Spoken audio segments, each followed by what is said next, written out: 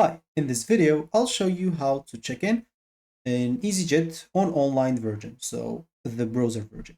So all you need to do first is just go and open any browser that you want on your PC or even your phone. You can do that on your phone.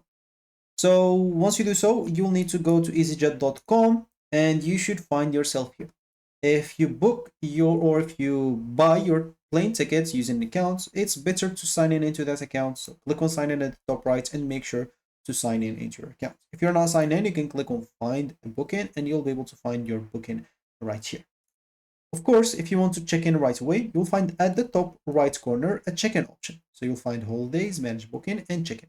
Just go and click on the check-in option and you should be taken again to find booking right away.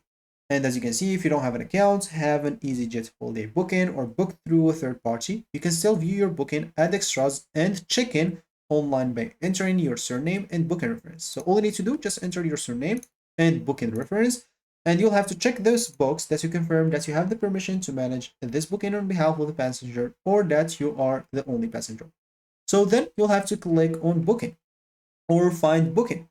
Once you do so, you will be prompted to, as an example, choose a seat if you still want to change your seats, or if you skip it like previously because it will be auto assigned. You can choose it now, or you can skip it again to be auto assigned, and you can check in. You'll find just once you enter these informations, you'll find the check-in button. And once you find the check-in button, they will show you your boarding pass. Once you click on it, once you confirm everything, they'll show you a boarding pass. All you need to do, just save it, download it, and go print it from whatever you want or however you want.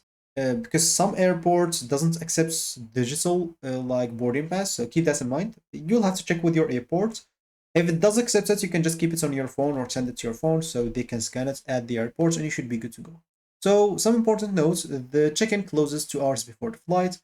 So if you're too early or too late, the check-in may not work in the website or even in the app. So you'll have to keep that in mind.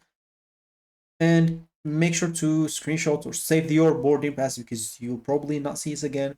And just always good to double check your details. So that should be it for me in this video. Thank you for watching and goodbye.